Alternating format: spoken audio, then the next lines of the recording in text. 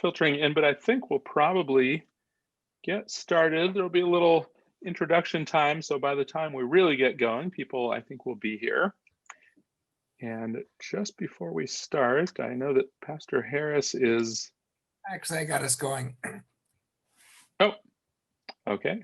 We're all set. So, good evening, everyone. We are so glad that you are here for session 2 of our series, Traditions of Prayer. And many of you were here last week. I know I've already seen a few people who weren't. So for anyone who wasn't, we have started this 5-part series together, Temple Beth El, along with Christ Church Cranbrook. And our goal this time was to explore really what prayer is about from these 2 different traditions. And the goal was to spend a couple of sessions understanding kind of what prayer is from a Jewish standpoint. Last week, we talked about the roots of Jewish prayer. I'm going to come back to that in 1 second. And then this week, we'll be talking about the roots of Christian prayer. And then the next 2 weeks will be more contemporary prayer from 2 perspectives. And then the final 5th class is going to be a bit of an amalgam. We're going to be having a discussion about what prayer means in situations where we are really together, interfaith settings, things like that, where it might not just be our own, but we're trying to figure out how we do this thing with such different perspectives, but do it together. In any case, we had a fantastic conversation last week, and we were joined by a scholar that we brought in from the Jewish perspective, Cantor Rosalie Will, who is the director of prayer and worship, director of music and worship for the Union for Reform Judaism.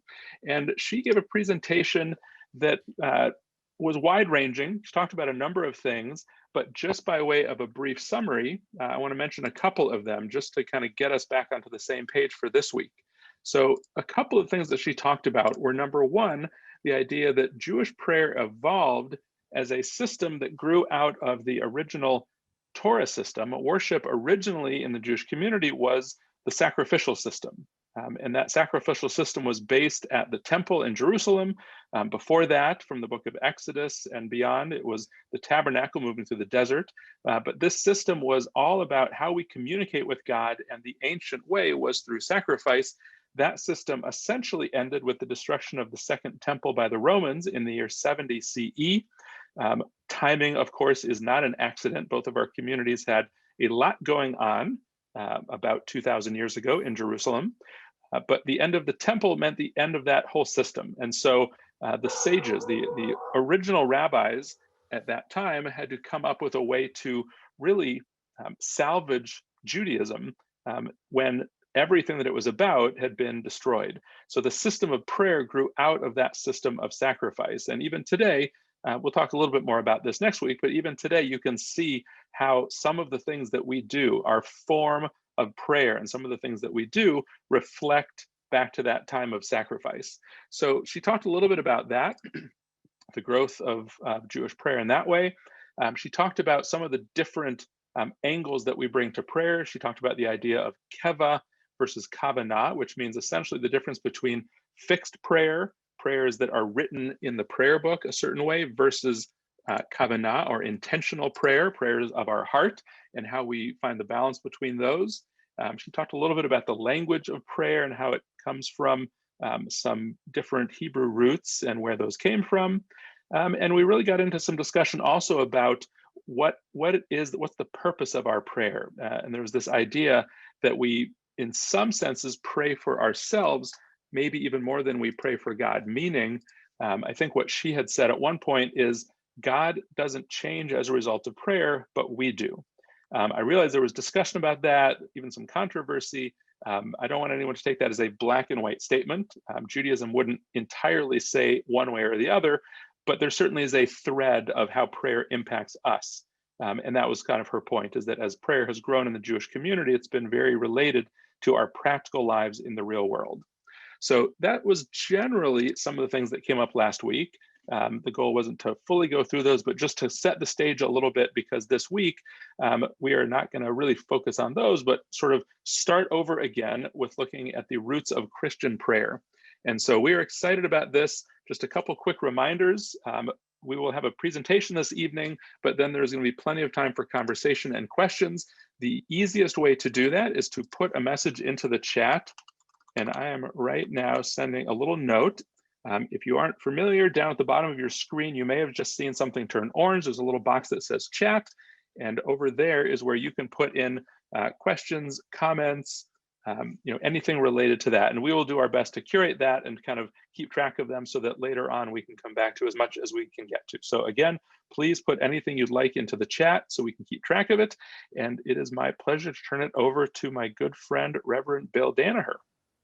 Thank you all, and it's so wonderful to see so many of you here. I view this as an opportunity for us to get to know one another in a way that we might not otherwise go. And as I said last week, this is a chance for us to go deeper into our traditions. And the deeper we go, the more I think we'll find out more about who we are and about who God is and about who the other is. And so it's my distinct pleasure to introduce you to one of the leading lights in the Episcopal Church. Michael Battle is currently the Herbert Thompson Professor of Church and Society and the director of the Desmond Tutu Center at General Theological Seminary in New York City. He has held faculty appointments at Duke University and Virginia Theological Seminary. He has a PhD from Duke University, as well as a master's in sacred theology from Yale University. And he has an undergraduate from Duke and is originally from North Carolina. In the early 90s, he spent 2 years living with Desmond Tutu and was in fact ordained a priest by Desmond Tutu. And that event shaped Michael probably more than any other. It also gave him probably the most distinctive voice that he speaks about Ubuntu theology, which is a South African theology that has been deeply influential, not only within South Africa, but worldwide. Michael's also written on the Black Church. He's also written on the Book of Revelation and other biblical studies. We could not have a better candidate in the Episcopal Church speak about prayer than Michael. And we are so blessed to have him as our theologian in residence at Christ Church Cranbrook.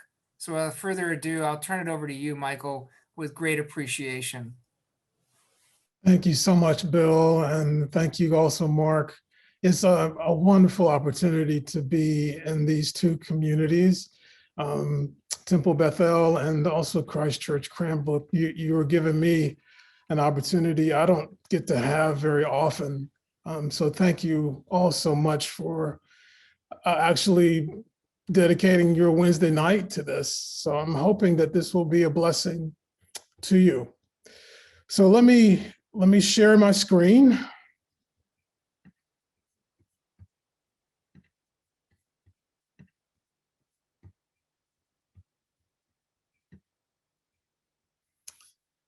And hopefully you can see what I'm sharing here. And I was going to do a little intro, but I think that was sufficient, what you heard about me. But that's my sort of formal title. And I want to follow. Reverend Yes. Battle, sorry. I think there might be something on your screen in front of part of your slide. Looks like Okay, the let me right side of it, there's see. kind of a rectangle there covering part of it. So Okay. you don't see it, Michael, but I think it might be the chat box where you can see Okay. if you move it off of your screen proper, it will take it away, I think. Okay. Let me get that straight, just so that we can start off all on the same page here.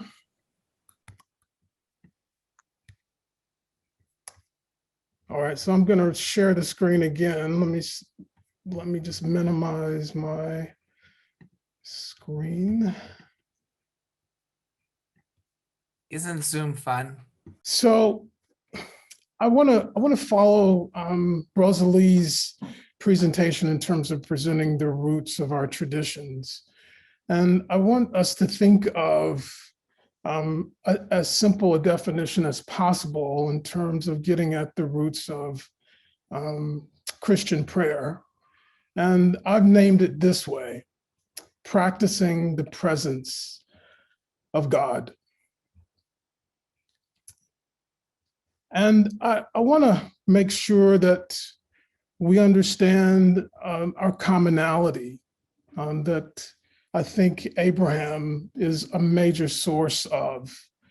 And in this passage, St. Paul is reflecting on this common ancestor that for the three Abrahamic faiths, really, but for St. Paul, he's thinking in terms of the roots for us as Christians, and that root is faith. And I'll just read it here. For this reason, and what Paul is referring to here is Abraham's inheritance of the world, the great inheritance of Abraham's lineage. So for this reason, it depends on faith in order that the promise may rest on grace and be guaranteed to all his descendants. And I think St. Paul is trying to get us to see that there is a profound faith that exemplars have shown all of us. And without such faith and without such exemplars, it's difficult to learn. And social psychologists are really good at articulating that for us today.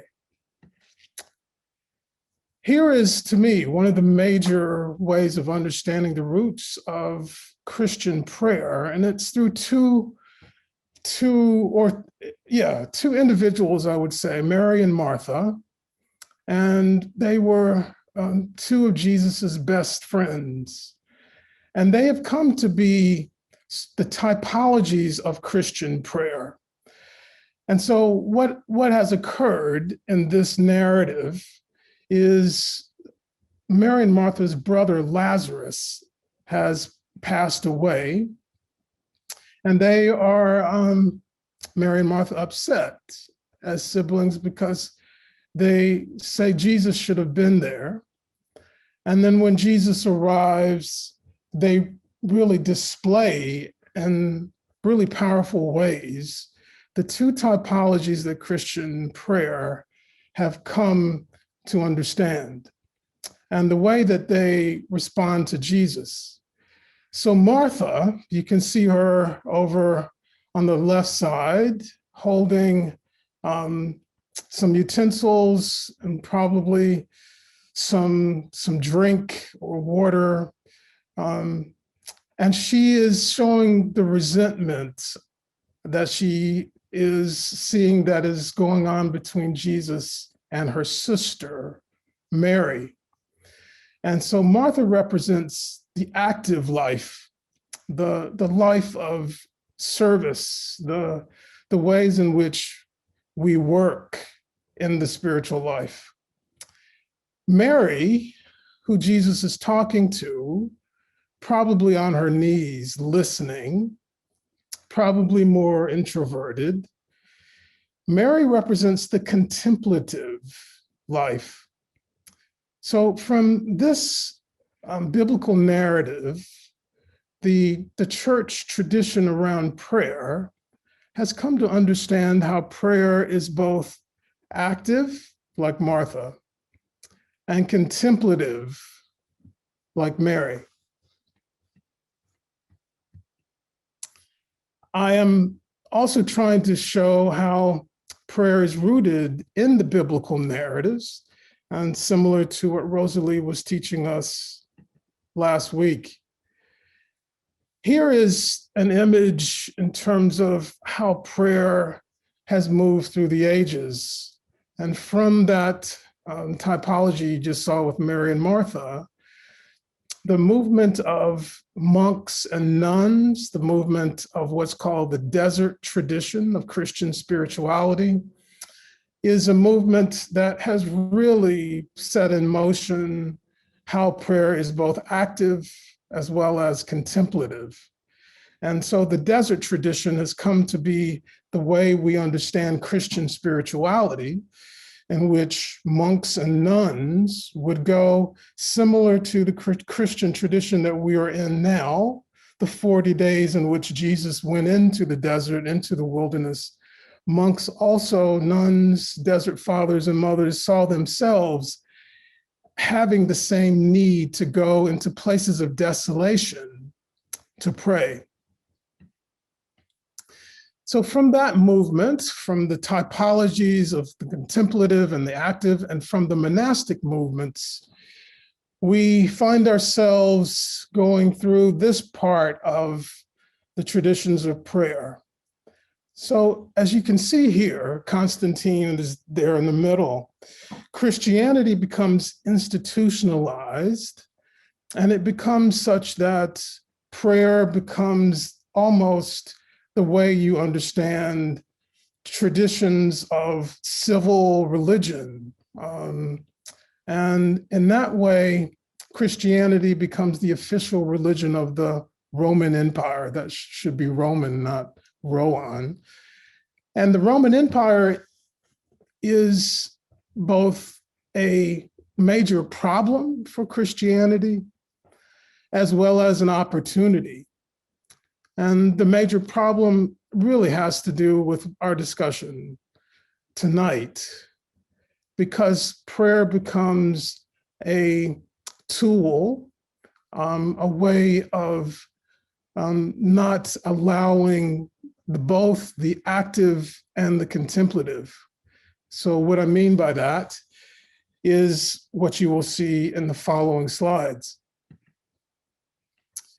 Here is an image that represents what's called a desert saying. And the desert saying goes like this. A disciple goes to a monk and asks, what kind of prayer is not acceptable before God? And the monk says, you already have your answer because your question is so mature. And the disciple persisted and needed clarity. What kind of prayer is not acceptable before God? And then the monk says, well, if you need an answer, don't ask for revenge and don't pray for yourself. And the disciple then is confused and asks the monk, how can this be? And the monk says, God bears with us sinners who often offend God. How much more should we bear one another's burdens and put up with each other? So it's not good to ask for things for yourself, because such prayer is a sign we do not believe in God, that God already knows what we need. And then the disciple asks, well, how then should I pray? And the monk gives this powerful response. Pray for repentance. Pray that the lost will be found. Pray for friendliness toward enemies. Love for those who persecute you. If you do these things, you cannot help but become that very prayer. And so in this image, as you know about the elements of fire and how fire makes us become fire because of the element of fire, we understand from this desert saying the problem of Constantinian Christianity, because it often subjugates those who understand the breadth of Christian spirituality. And these next two individuals are great examples for how the Constantinian form of Christianity was in many ways a great burden. The first is St. Anthony. St. Anthony found himself really in the situation of leaving this sort of Constantinian movement of understanding, institutionalizing Christianity. And he literally left and went into the desert to escape. If you do some scholarly work, he did not want to pay his taxes. He was also a very wealthy person, and he's called an ascetic in Christian spirituality.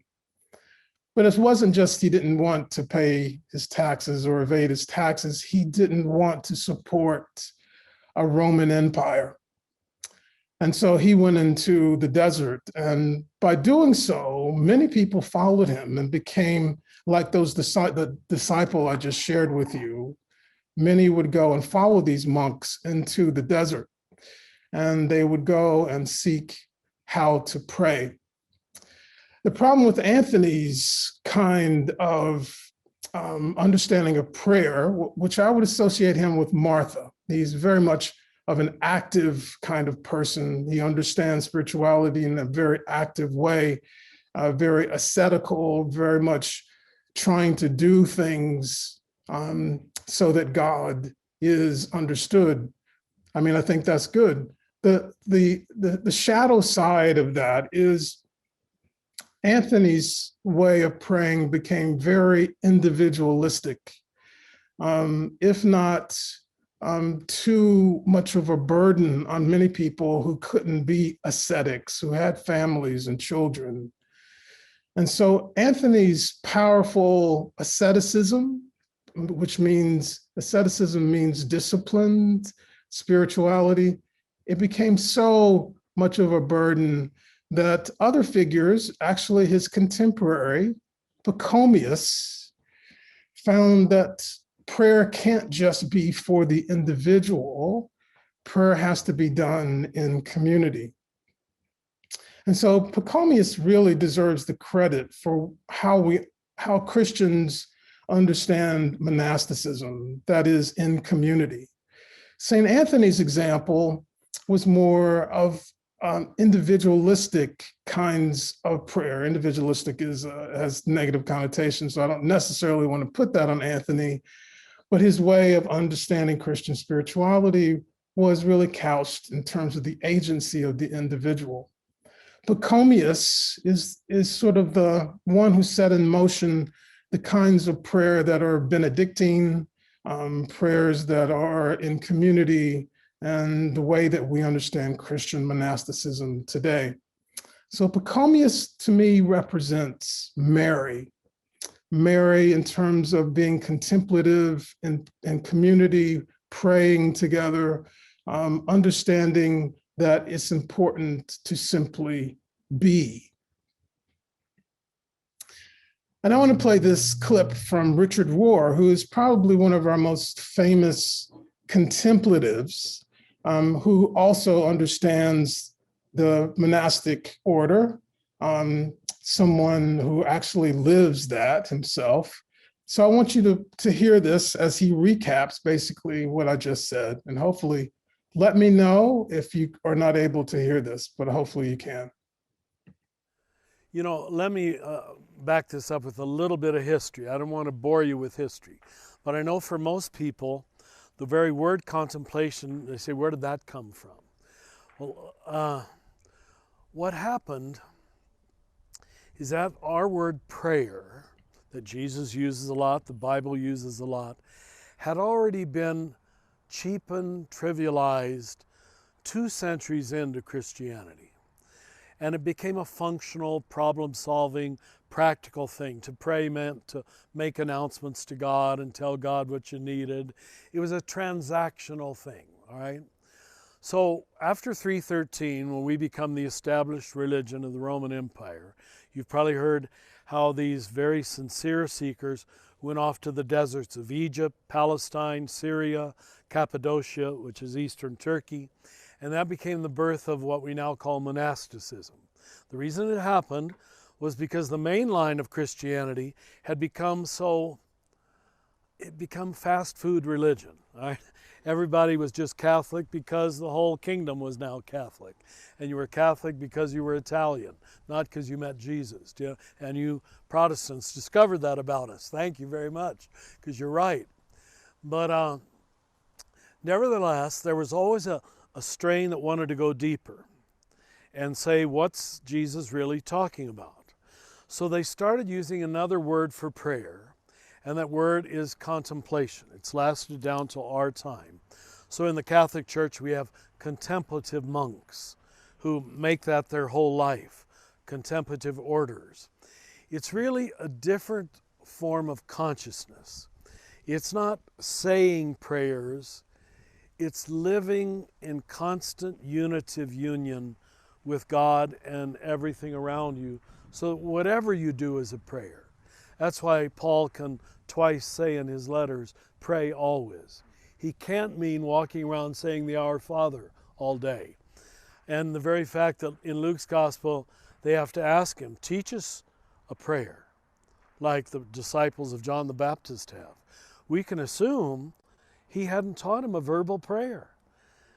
His form of prayer when he goes off to the desert is what we would call contemplative prayer, where you rewire this mind so that everything you do is connected in loving union with the moment, with whatever's right in front of you. That's contemplation. So as we get into more of the traditions of Christian prayer, there was a need to bring both the active way of praying together with the contemplative way of praying. And the language for that has come to mean a rule of life. That's the language in which we are seeking spiritual balance, ways in which prayer includes both. It includes the disciplines, the activities, the way of understanding prayer as embodying justice and activism and so on. But it cannot go without the sense of quietness and the sense of being and simply listening. So the rule of life became a way that we have currently that brings them together. It's so wonderful to have some time in this sanctuary. I think we need a little comic relief. So I want you to watch this clip from my favorite sitcom called Rev from the BBC. And Rev is an urban Anglican priest, and he oftentimes finds himself in trouble, but his intentions are always pure. So here he is, he's on retreat, a contemplative retreat. So I'm hoping that you all were at least chuckling with that. And it represents basically the ways in which we often fail at both bringing the active and contemplative together, as well as actually the disciplines of contemplative prayer. Here, to me, is what I mean by defining Christian prayer as practicing the presence of God. And I think the reason we have different forms of Christian prayer, names like supplication or petition or intercessory prayer, or even worship as we perform worship on Sunday mornings, I think the reasons why practicing the presence of God looks differently is because of the contexts in which we practice the presence of God. And I think these are the four main contexts for how Christian prayer comes to look different and how it looks differently. And I think you can just look at the words on the right side as ways in which I'm understanding the context. I think there are contexts that are more active, there are contexts that are more contemplative, contexts that are more religious, contexts that are more spiritual. And I think the words on the left really show the sort of ways in which those contexts emerge. here for me is an example of active prayer. Bill already shared with you my life with Archbishop Tutu. If you can see here, Tutu is voting for the first time, wearing his bishop's cassock, his crucifix, and he said a prayer there on the site. Tutu also is probably going to be known mostly because of his work with the Truth and Reconciliation Commission, that he would start off with the Lord's Prayer. Here is someone, to me, who represents this active prayer, someone who is very much in the exterior world, in the spaces of the secular as well as the sacred. And by the way, I want you to know that's me back there behind him with the beard, as I was trying to look sophisticated behind Archbishop Tutu. Contemplative prayer, to me, is what in many Christian traditions, what's caught on is something called centering prayer. And centering prayer we can look at when we get into more of the contemporary conversations around Christian prayer. But contemplative prayer, especially in the Western world, has become very popular. And ways in which we understand prayer is not simply talking to God, but actually listening. And as I said, I think last week, it's inviting us into a paradigm shift, the paradigm shift of understanding that God prays. And that's not being blasphemous, because in Scripture, especially Romans chapter 8, St. Paul basically says, no one knows how to pray. The only one who does pray purely is the Holy Spirit. So contemplative prayer has become perhaps one of the most popular ways that we are understanding prayer today. And then religious prayer. Another word for that in the Christian tradition is worship. But also a lot of bells and whistles going along with this kind of prayer. Traditions that look more religious, as we found ourselves in the dichotomy between being spiritual and not religious. But I do want to have a word here to say that religion is not a bad thing. And to understand the concept of religion through some of these new ways of praying and contemplative groups, and the emerging church, for example, which was a recent movement in the Christian church. Now they are now having children, and they're needing to have a building, and they're needing to have an order for worship so the kids can go to soccer practice. Now those movements that resisted being religious are now finding themselves also being institutional. There needs to be order. There needs to be ways in which we can find ourselves holding together what was done in the past and going currently in our times in our lives, the busy lives that we have, especially this new normal that we are entering into with COVID, but also thinking through the future of Christian prayer. And I want to end here with one of my favorite Christian mystics. Her name is Simone Weil. She was Jewish. She lived in the 40s. And she has become one of the greatest articulators of Christian mystical prayer. It's debated and controversial whether she was actually baptized in the Roman Catholic Church. Many scholars think that she was, but in many ways, she still holds her identity of being a Jew. And Simone Weil had one of the most powerful things to say about prayer. She said that prayer is basically our attention span for God. And human beings have a very short attention span. And she says the only way to increase our attention span is to understand how prayer is a practice. It's a practice that needs to occur not just in buildings, but in society, and not just with happy people, but with folks who suffer. So I want to end here in my stopping sharing. And I want to make sure that we have enough time for discussion, because hopefully I've put on the table for all of us some good things to talk about. So I'll turn things over to Mark, I think. Thank you so much. That was just a stunning presentation, and I feel like you went through a lot fairly quickly, which I know was the intent there. So I do hope that generally, obviously this conversation is open for everyone, but I hope that some of our Jewish community who is here tonight might put any thoughts or questions into the chat so we can use them.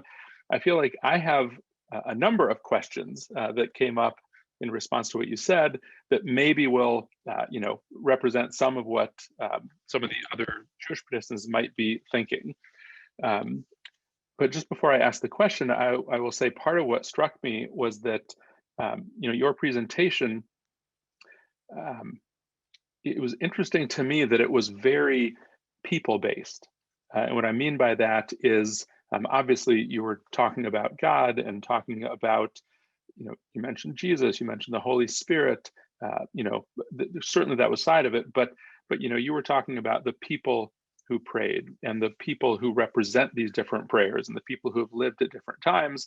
And it was interesting to me to think about not just the concepts, but really you are using people to represent those things. And it's easy, it's easy to hold on to that because sometimes I think for me, this is more of an ephemeral concept, and it's hard to put your hands on it, but you made it very hands-on because we're looking at people and their examples. So I really appreciated that. But I'd like to go back to the beginning, if you don't mind, because I think the first thing that you said to us was that you talked about the source of Christian prayer being with Mary and Martha. And admittedly, I don't know a huge amount about Mary and Martha, but just based on what you said, you explained how there was this story where essentially they were upset after the death of their brother. I think maybe you said upset with Jesus because he should have been there, but in any case, they were upset and then had an interaction with Jesus, and they each interacted differently, right? And one represented this idea of active prayer and one contemplative, which I want to come back to. But at the end of your presentation, you also gave us this fascinating statement, and I wrote it down because I wanted to remember it. I think you attributed it to Paul, saying that God prays. And in fact, the only one who truly knows how to pray is the Holy Spirit. So as bookends, the reason that struck me was because my question for you at the beginning was going to be, is the source of Christian prayer, right? If I'm trying to understand where Christian prayer comes from, is the source of Christian prayer Jesus, or is it people's responses to Jesus? In other words, Mary and Martha seem to be responding to him, and you set those up as the epitome of kind of Christian prayer, but then there was this sense of prayer kind of coming from God. And so again, that's my first question is sort of, which is it? And maybe that's not a fair question, but does prayer originate with Jesus, or is it a response to Jesus? I think that's wonderful. I think it's important to even go beyond that. I think for Christians, there's a heresy called supersessionism. That's a fancy term. But that term was very important in the first century for Christians, because many Christians were going around wanting to throw out the Hebrew Bible, and they just wanted to go with the New Testament. But thankfully, we had those who understood that the roots of Christian faith is being in relationship. Basically, the wordage was adopted by Israel. And you cannot separate the roots of Christian faith in Israel.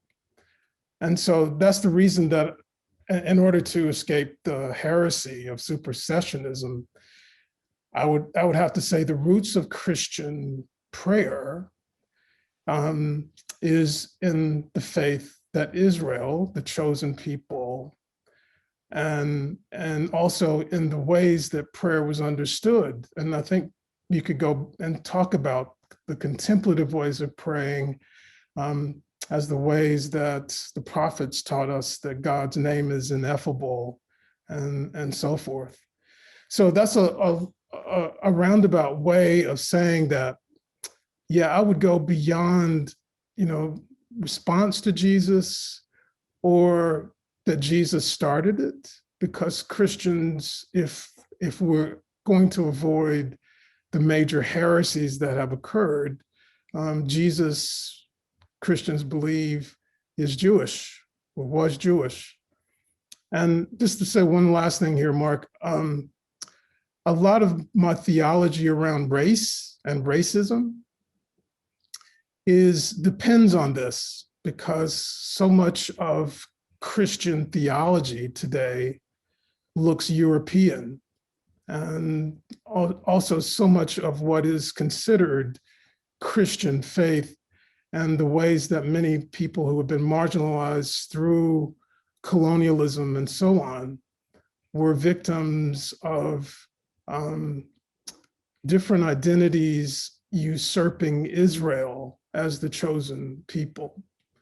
So that's one of the reasons that I hold on to going beyond the typical ways that we understand the roots of Christian faith.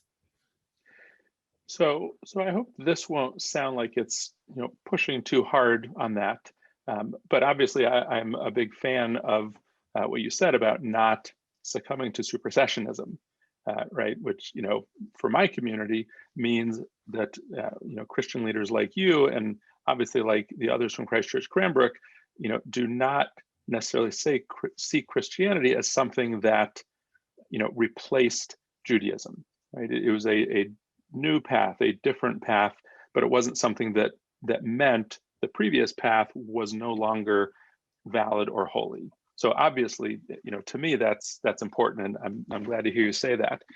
So to prayer, though, again, for someone in my position as a Jew, one of my fundamental questions is, and like you just said, you just mentioned this whole idea that you look at the life Jesus led, right? And I think it's fair to say, you will probably correct me, but I think it's fair to say that one of the elements of Christian life is trying to emulate Jesus, right? Trying to live your life more like Jesus. So in a prayer sense then, and again, this is related to my first question about where does prayer come from? If the goal is to emulate Jesus, and if part of that is a prayer life, then what does it mean for Jesus to pray? And I know you said that God does pray. Does that mean the same thing as Jesus, or is that something different? And the related question, of course, is not if, Jesus was Jewish, right? We all agree on that. And so if we're emulating Jesus in a prayer sense, does that mean praying in a Jewish fashion? Or is there something about it that doesn't mean that? And obviously, I recognize that the whole story evolved with Jesus. So, we're not like stuck in that. But generally speaking, if the point is to emulate Jesus, what does that mean for prayer? Yeah. I think the terminology that Christians would use is being discipled or discipleship, or all of the accoutrement around following Jesus looked a certain way because you were assimilating to Jesus's ways. I think it's difficult because the way we understand prayer is, to me, problematic. And that's why I wanted to say the simple way to understand it is practicing the presence of God. So, for example, Mark, if I lived in the first century and Jesus was walking around and I was talking to Jesus, and like if I was one of the disciples and I was talking to Jesus, would you consider that praying to Jesus in light of what your question is?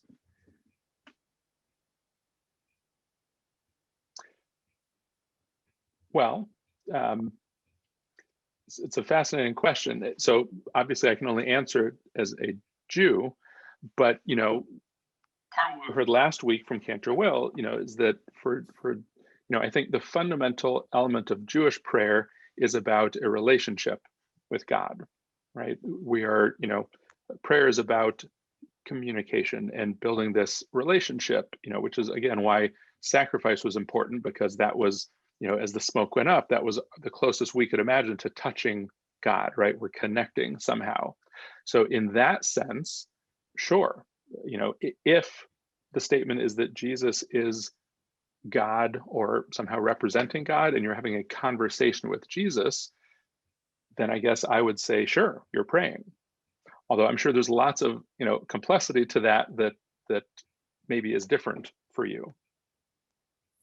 And so on the other hand, when Jesus is talking to those around him, in what ways could that be understood as God giving information or giving ways of understanding reality or epiphanies that never could have occurred? And so the reason I bring this up. Sorry, but just before you continue, let me ask a question. This might be a simplistic question, and maybe I should already know the answer to this, so I'll apologize ahead of time. But was Jesus divine in the sense of being a recipient to prayer before the crucifixion or only after that? Like you're talking about the Jesus who was walking around teaching, kind of in life. So I'm not sure if talking to that Jesus is the same as talking to Jesus after the rest of the story. And I think one of the reasons why this is so important is because John the Baptist, Jesus' cousin, basically understood Jesus as divine. So that was before the crucifixion and so on.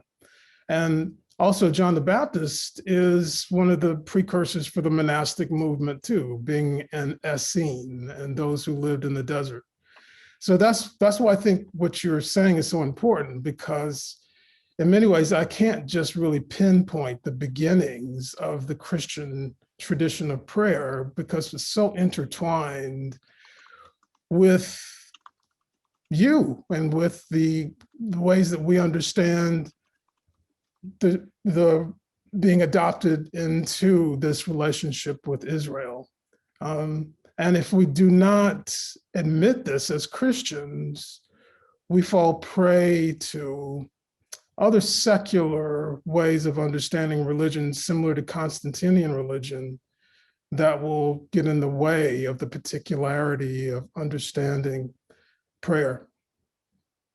Yeah, and I would love to jump in a little bit with this, because I think that I think Michael's done an incredible job tracing, one of the ways in which Christian prayer evolved, which was looking at the development of monasticism, which itself was a reform movement of the church, as Richard Rohr also said. And I think that I think there's other ways that emerge, and the problem with Christian prayer is there's probably so many histories of it that could be tracked. It's hard to pinpoint just one. To go to your question exactly, Mark, I think there's a large family of the way of praying with Jesus that is very similar to how we believe Jesus's present in the Eucharist, in the bread and the wine, which is we both pray with Jesus, in Jesus, and through Jesus. And so there's and that's part of the kind of what people have called like the maximalism about Jesus Christ that you find in it. And so the Eucharist can shape prayer in many ways just as profoundly as the kind of Desert Fathers shaped prayer through contemplation, and then to go to your other point, there's different ways.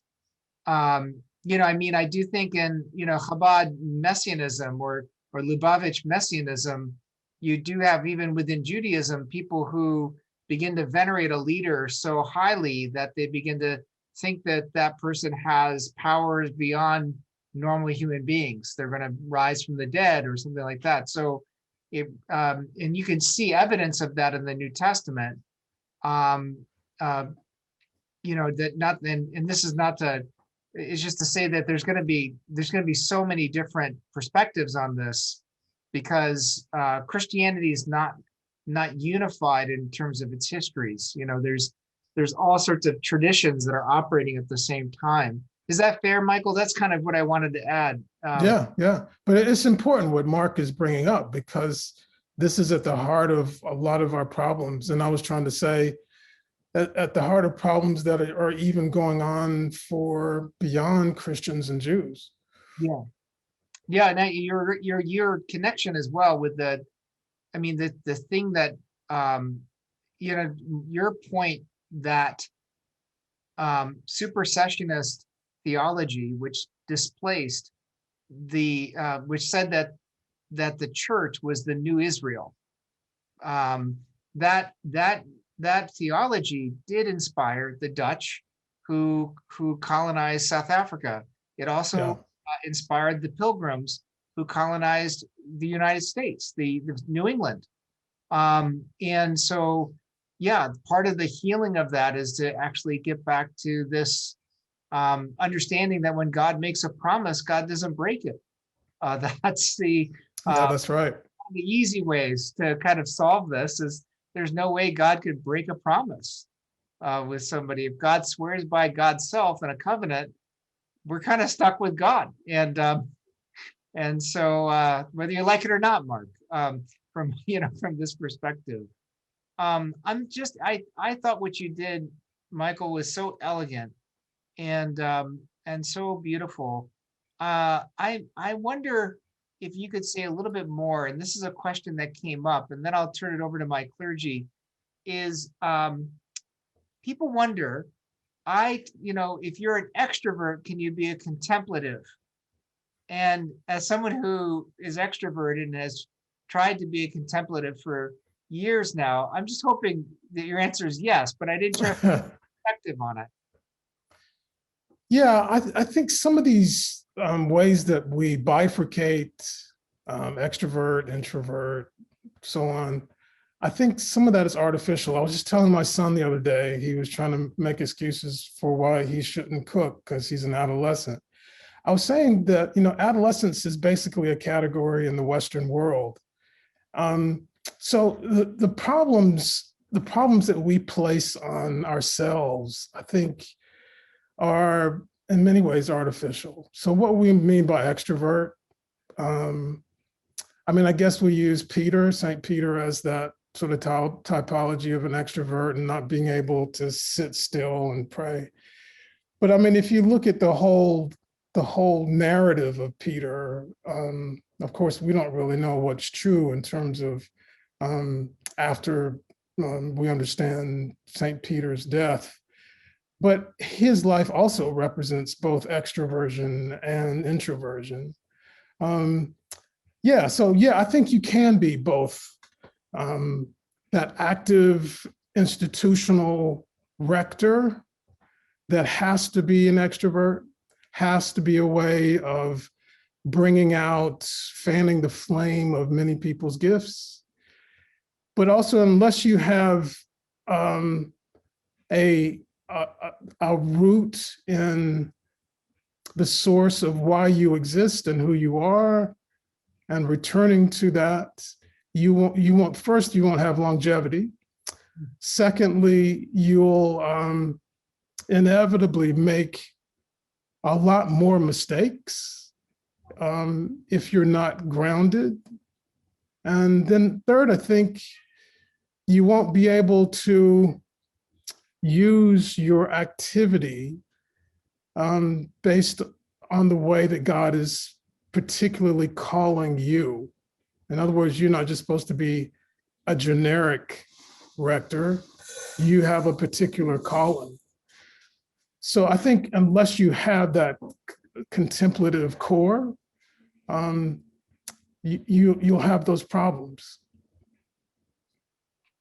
Yeah, I mean, that is a beautiful way of doing it. I want to turn it over to Father Chris and Pastor Manisha before we start to bring things in. We've had a lot of action in the chat, and so many of these things are beautiful.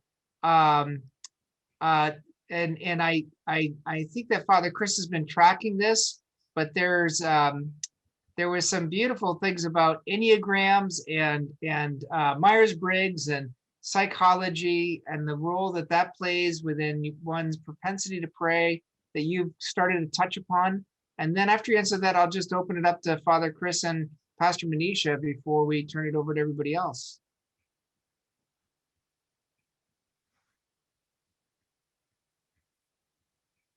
Bill, did you want me to look in the chat? And maybe no, if I was saying, so somebody said something about if you know anything, they said the Enneagrams teach you how to pray a certain way. And I just wonder if you knew the answer to that.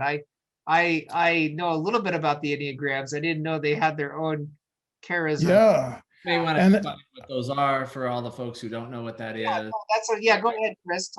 I don't know them as well as you do. I actually think the question was really to kind of what you were saying earlier, is to what degree do our personality, do our personal styles play into our style of prayer? So you were just speaking to that just now, in a sense, regarding contemplative prayer. Yeah. I wonder, for example, we have 5 of us on the panel tonight, for example, all of which I think we probably have slightly different personality styles. I'd be curious hearing, maybe one way of getting at this question is for each of us to answer for the group. Yeah.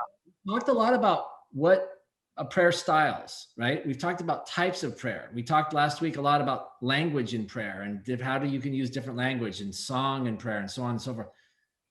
But we've only kind of touched on, it seems to me that I've heard, what do we actually mean by prayer? What is prayer to us?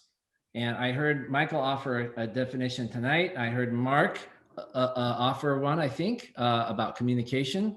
But I don't know, is that worth each one of us taking a stab of what do we really mean by prayer anyway? That's beautiful. That's a great idea, Chris, because I think I would love to hear more about Michael's journey of prayer. Like, how did you learn to pray yourself, and how did you find yourself drawn to the contemplative tradition? Yeah, I found myself in this this loop, in philosophy is called a tautology, of when I would talk to God, I would know God is already knows what I'm going to request. So why should I even talk? But early on, it was a lot of talking. It was a lot of treating God almost like God was senile. I was informing God about things. And so that put me in a bit of a paralysis. If I really believe in God, why am I only using the form of prayer called petition and requesting things?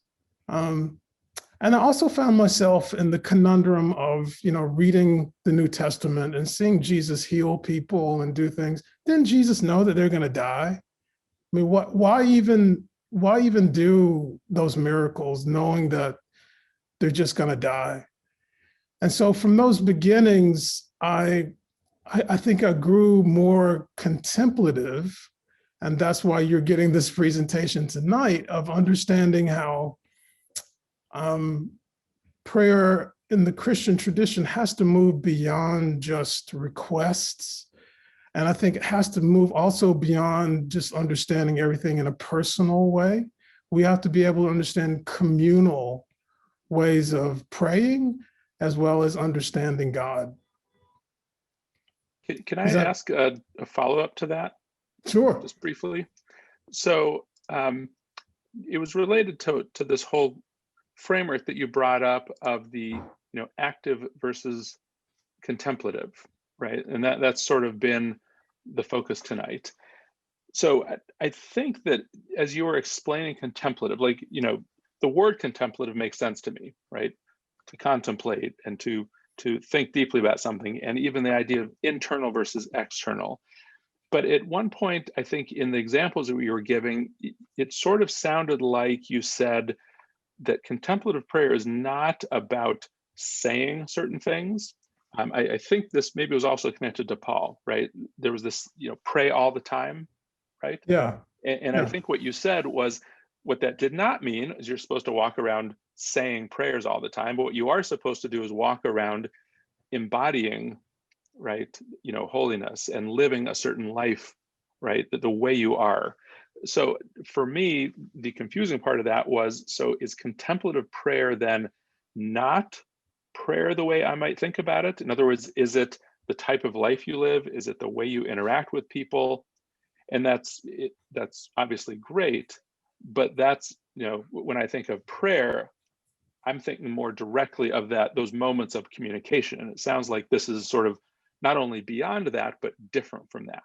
I was trying to understand, again, more specifically, is the contemplative prayer really a form of prayer, or is it more living a good Christian life?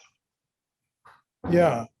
I think I'd go back to that desert saying that I started out with, that, what is the appropriate way to pray? And then it ended up with becoming prayer. I think the contemplative forms of prayer are usually understood mostly as putting yourself in a place where you're not communicating the way we normally understand that. And that is what I was saying about my problem with tautology of, I couldn't say anything to God because I knew God knew what I was going to say. But understanding contemplation mostly as I'm not the one communicating, but God is. And I'm trying to put myself in the place of most potential to hear from God. And then in that setting, I would say, Mark, in that character of being able to listen, that does produce the virtues of a character that behaves a certain way and interacts in the world in a certain way. So in other words, we're not just going out to do things thinking that we have the answers or have some omniscient way of understanding reality. We have a lot more humility in terms of how we interact and how we behave.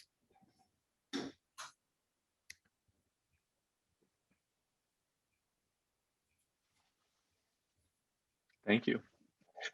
Chris, Chris, do you want to jump in, and Manisha? I'll chime in.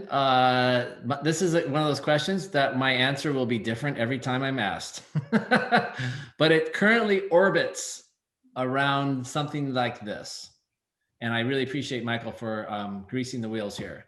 But I think for me, I like your definition of practicing the presence of God. For me, my personality, my style as a person is heavily relational. And so my approach to prayer is deeply relational. So yes, it's about spending time with God. It is about communicating with God. But even more than that, and I think about and analogize to my own relationships, my most powerful relational moments are almost never when I'm talking. In fact, it's my words are always most of the time equally a problem as they are helpful. My relationships, my most powerful moments in relationship, both with God and with each other, right? And as we all believe, right? We all carry with us the image of God. And so I'm coming to this understanding, I think, similar to what you were describing, Michael, of prayer as basically practicing presence, being utterly present to the God bearer in front of me, if it's a person, being utterly present to the ultimate reality that is happening before me that I have no control over, which is God in a sense. So it's hard to describe, right? It's like I preached on this a few weeks ago. It's hard to describe it, but you know it when you feel it, right? You know it when you see it. You know it when you're there. It's like prayer for me is that practicing the presence of God is practicing presence, being utterly present, surrendering to the present moment, surrendering utterly to the person in front of you, letting go of your agenda, letting go of your plans, letting go of your desires, your ego, the outcomes that you expect from this conversation or whatever you think it's going to go, and being utterly surrendering and humble to what is before you and being open to where it takes you. That's my definition at the moment. Chris, do you want to add some other questions as well that you've been able to pull from this wonderful chat? I'd like to hear Manisha's definition. Did she run away? No, I don't know. Manish, you could always, I was, yeah. Well, so I think when I think about when I pray, regardless of the traditions and histories that I've inherited as a Christian, which always make me feel like I'm not doing it right. I don't know how the other Christians felt on this, but sometimes, you just feel like, darn it, I'm not doing that right. I have to come from the fact that I actually was brought up in a different faith. I was brought up in an Asian Indian religion called Jainism, in which the language that was used was not a language that I knew well. So as a child, I grew up thinking that God never really understood me because I spoke English and I didn't speak Gujarati or Sanskrit. So I was really limited in the way that I could speak to any kind of holy being that was existing in this planet. And that was miserable. I was very lonely. I did not have any sense of any presence of God. And I felt that bereftness. When I learned about Christianity and when I truly started to believe that maybe this was something that was meant for me, what was most important and most powerful to me was that there was a God who wanted to hear what I had to say in whatever way I said it and wanted to respond to me. And that kind of intimacy, that kind of trust, that kind of willingness to be utterly myself in a way that I'm not with any other, person in this world except myself, and to know that I would be accepted and loved and appreciated for that messy, ugly self of mine, that has been life-giving. And to me, that's what prayer is. It is a very intimate act. And what I love about also being a Christian, and I think this is the same, that's what I loved about hearing about Judaism, because I think it's similar, is that kind of intimacy can happen corporately, right? So we can experience that kind of loving relationship and vision and being ourselves in the presence of the Holy One with others, through worship and through institutional prayers and so on and so forth. So to me, prayer is such a lifeline, and I'm so grateful I have it. I just want to say to the folks that Manisha had texted me and said, have Chris ask the question, which is why I said that. But it's usually when Manisha says that, she says the most profound thing that we've been waiting for all evening. So I just want to I just have to finally just tell the truth about this. So Manisha, that was so incredibly beautiful. And I think it tells everything. And there's some other questions here as well that I've been seeing. And I do think that Joe Lewis had a kind of question, which he said that, when he hears Christian prayer, he thinks of a child kneeling at the bedside and asking for a blessing such as, and please bless mommy and daddy, whereas the impression he has, or that he believes is at stake in Jewish prayer, is teaching a child to say the Shema. And he says, please correct my misunderstanding. So Michael, I'll let you answer that. Can I just, I wanted to add to that question because I also wanted to highlight it. Maybe we should talk about something we haven't really hit on yet, and that is how we evolve in our prayer styles as we evolve in our faith, as we embark on our own journeys. We may start as that little kid kneeling by the bedside, but we don't necessarily end there, right? Yeah. So Michael, take it away.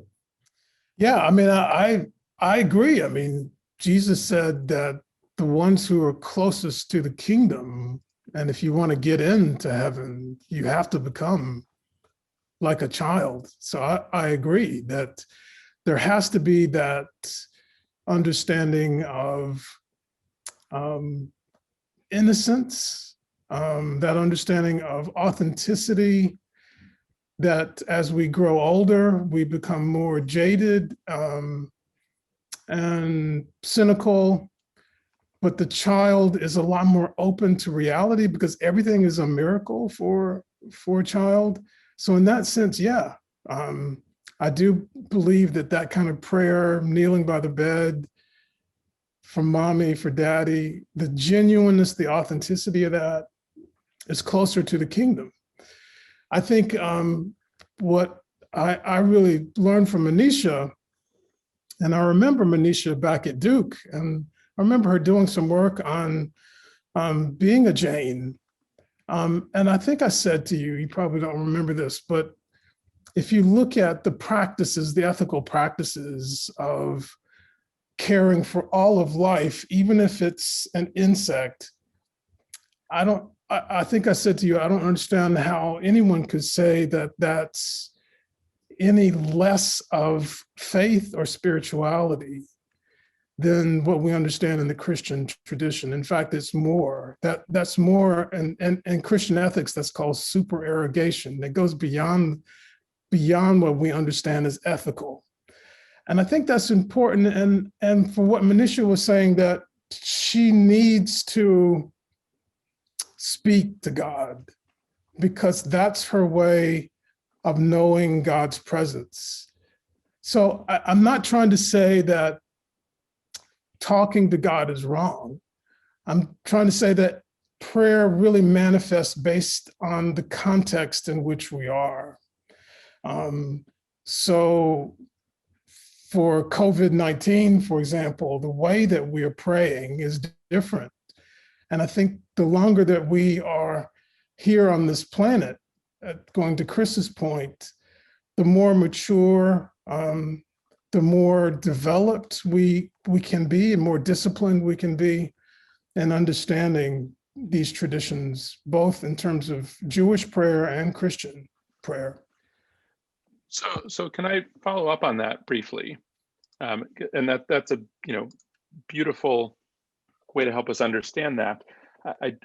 I want to follow up on the question that was asked, though, because I think, and he'll correct me if I'm wrong, but I think the intent of the question about the child at their bedside versus the Shema was that what you gave us was two types of Christian prayer, right? Christian prayer can be contemplative or active, right? There's this sort of internal, quiet, lifestyle side, and then there's the active, which I think you defined as, the work of our hands and being out in the world and doing, more what we do. The piece that was missing, at least, for me as a Jewish response, the piece that's missing there is liturgy. In other words, I think the question was trying to say the simplistic idea of Christian prayer is saying your prayers, right? Whether it's contemplative, or what Minisha said, beautifully, but it's saying your prayers. In Judaism, the first thing we do is teach the child the words of the prayer that you're supposed to say, right? So I guess the broader question is, what place does liturgy have? Because at least for me, I don't necessarily see that in either of your two styles, right? Where's the kind of fixed liturgical prayer in that? Is it a subset of one of those, or is it something different entirely? Because for Judaism, that's more the starting place. It's not necessarily the ending place, but it's more the starting place. Yeah, I think the liturgy for me, in the example of the child, kneeling down in front of the bed, I think that's liturgical. I mean, I think the ways in which there's regularity, there's similar wording, there's posture. So whatever we are defining as liturgy, I could see that with the child. Where I think you've got some good insight in terms of directing our discussion is around teaching the child, providing the language for the child to practice prayer. So I think that's what's important, and also the rites of passage in Judaism that I think is so powerful, that much of current forms of Christian religion or Christian faith lacks these days.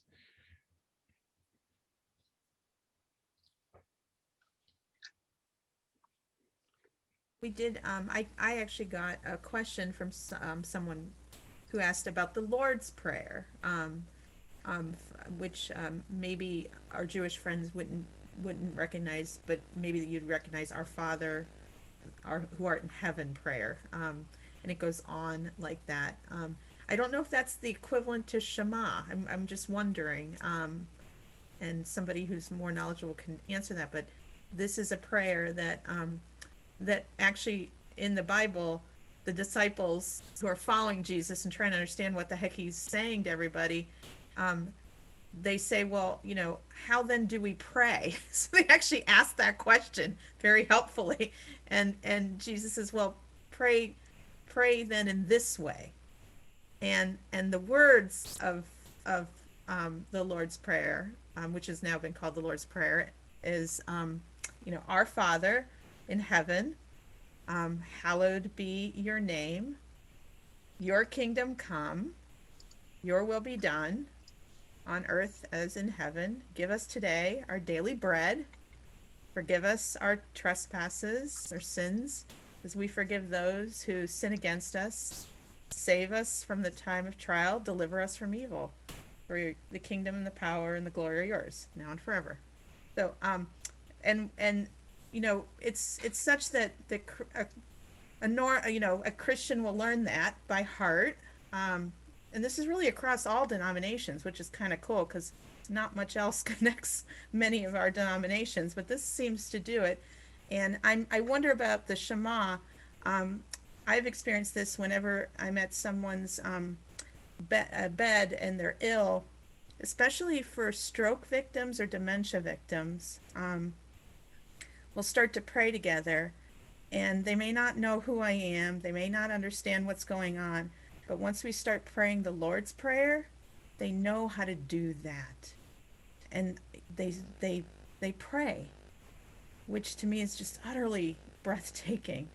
And I'm just curious if that's the way you experience prayer as the Shema and other Jewish prayers. And just to add to that, when we had we had a Catholic babysitter when we had our first child, and I remember being just so relieved. It was so easy. I'd say, okay, they're going to do their evening prayers. Just tell her to do a Our Father, and then I could just then we're like done and dusted. We're out for dinner, and and a Catholic would know immediately. Okay, little girl's going to say Our Father, and then she's going to go to bed. And so yeah, it is that is so key, Manisha. Yeah, I think that's 100% right, and I've experienced that as well. Of course, anybody in recovery who's gone to a 12-step program has seen the popularization of that as well. So Chris Harris had stepped away because his internet failed, and now he's back. But we're looking through, many of you have had different experiences, and we're just trying to find our way through some of this.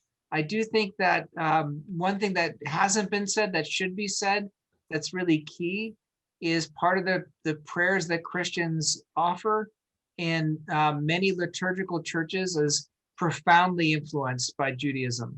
So the fact that Christians pray the Psalms at every Eucharist and at most of the offices, all of that is because there's this sense that this is the treasure that we receive from Judaism. And just because Christians all have that kind of cult of personality about Jesus, the fact that Jesus said the Psalms is kind of exciting for us. So when we are saying the Psalms every day, we're saying the same words that Jesus prayed, and we're praying them with Jesus. And there are traditions of belief that Jesus is in heaven saying the Psalms. So all of that is part of it as well. We're at 8:27. I'm noticing most of us are back. Any questions that we can part with, and then we'll probably call it a night.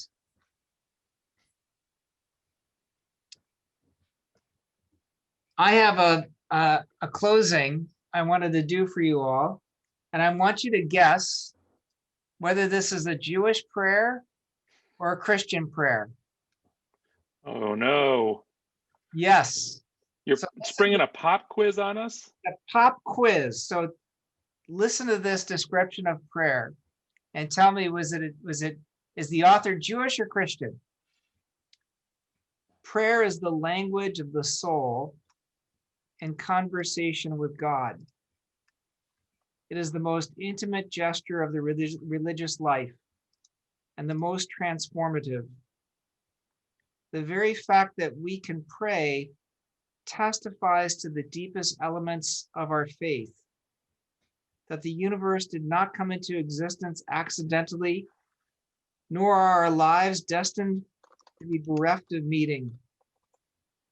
The universe exists, and we exist because someone, God, brought us into existence with love. It is this belief, more than any other, that redeems life from solitude and fate from tragedy. So how many of you think that was written by someone Christian? You could just go down here and raise your hand. How many of you? Okay. 1, 2, 3, 4. And how many of you think that was written by someone named who is Jewish? Okay. Isla and Les, I've noticed that your house is divided. Isla thinks that it was written by a Christian, and Les, you think it was written by a Jew. I understand that. Michael, what was your vote? Did you think Jewish? Yes. The people who voted for the Jews are right. But that particular description of prayer resonates with everything I think a Christian would say. And it was written by Jonathan Sacks, who is, of course, one of my favorites. The interesting part of that is the way you asked the question, obviously, was, who wrote this? But I would suspect that if you put that paragraph at the beginning of a Christian prayer book, nobody would suspect that it didn't belong there. Exactly. And that's kind of I find that both touching and beautiful and true. And if you look through that little paragraph, all of the attributes of God, all of the things kind of bring us back to the beginning and back to a common source, which I find really powerful to think about. Michael, thank you so much for just being you and working through this incredible topic with incredible facility. And thank you so much for all of you. You know, the chat today was engrossing, and what I saw is everybody came up with their understanding. And I view that as such a beautiful thing, because everybody wanted to kind of give their view of how they pray, which means you're speaking out of intimacy and you're speaking out of familiarity. And I appreciate that so much. It means a great deal to me on this night in which, you know, it's still kind of at that edge. This is what people call the first false spring, right? Because we're going to get walloped one more time. We all know it. We're going to just be freezing and we're going to be bitterly cold. And so just having you all with me tonight has been a blessing, and I hope for you as well. We'll see you all next week. And if Michael and Mark and Manisha and Chris could stay behind, we'll do a little postmortem. Thank you. Look forward to seeing everyone next week. Same time, same link. We'll have